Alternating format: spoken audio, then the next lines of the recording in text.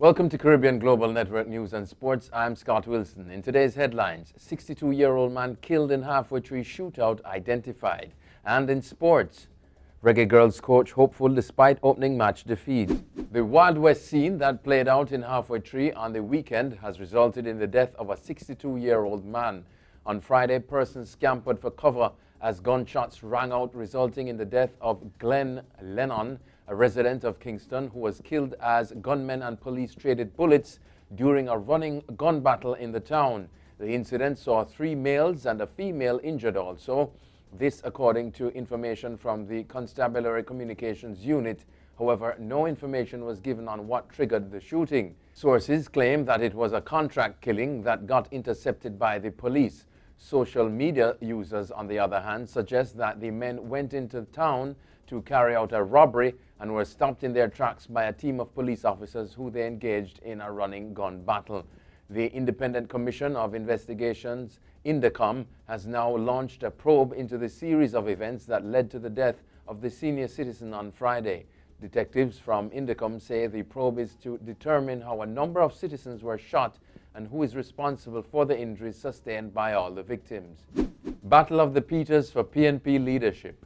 A battle of the Peters seems imminent as Peter Bunting has confirmed he intends to challenge Dr. Peter Phillips for the position of president of the opposition People's National Party PNP at its next annual conference in September of this year.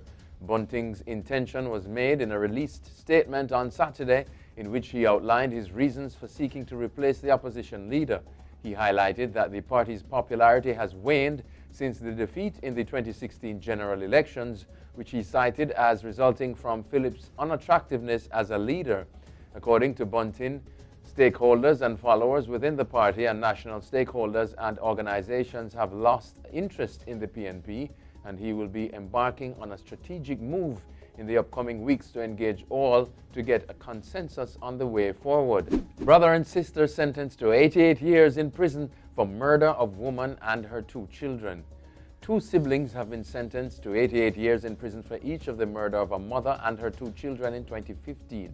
A statement from the Director of Public Prosecutions, DPP, says Jamelia and Javon Leslie were sentenced in the Home Circuit Court on Friday after pleading guilty to 3 counts of murder and 1 count of arson. Kashif Jackson, 36, and her 2 children, who were both under 10 years old, were killed.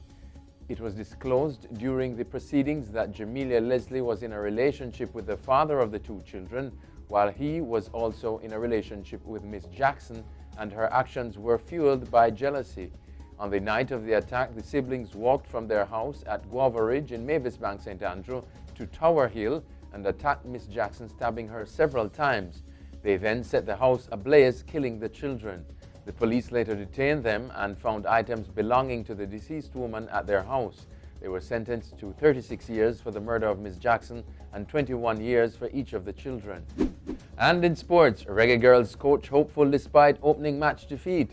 Jamaica women's football team coach Hugh Menzies is already plotting a quick recovery for the national team following their loss to Brazil. The Reggae Girls went down 3-0 to Brazil in Group C of the FIFA Women's World Cup debut in Grenoble, France yesterday. The girls, however, put up a spirited challenge with some questionable calls from the referee. Player of the match, Cristiane, a 34-year-old striker from Sao Paulo, did the damage in the absence of the talismanic Marta, scoring 3 goals, including a sublime free kick in the 64th minute to send the South Americans to the top of the Group C following Italy's 2-1 win over Australia. Cristiane, 34 years old, became the oldest player at the Women's World Cup to score a hat-trick. Menzies welcomed the lessons from the defeat, but believes his players did not back themselves enough throughout the game. He said he is confident, however, that they can make the necessary adjustments to bounce back against Italy on Friday in Reims. Fraser Price, Hughes light up National Stadium. Saturday night at the 3rd staging of the Racers Adidas Grand Prix, Pocket Rocket Shellyan Fraser Price and Janelle Hughes gave the crowd something to cheer about with riveting performances. Fraser Price brought the house down with a blistering world-leading 10.88 to win the 100-meter in fine style. Shooting from the starting blocks like a rocket, there was no stopping her as she powered to the finish line with loud cheers from the crowd. In her post-race interview, Price expressed gratitude to the crowd for their continued encouragement. She said this year is about enjoying the process, not only as an athlete, but as a mother as well. Meanwhile, Great Britain's Zarnell Hughes won the men's equivalent in 9.97 and defended his title. Jamaica's Johan Blake led for most of the way, but was relegated to second in 10.01. That's it for your CGN News and Sports. I'm Scott Wilson. Pleasant viewing.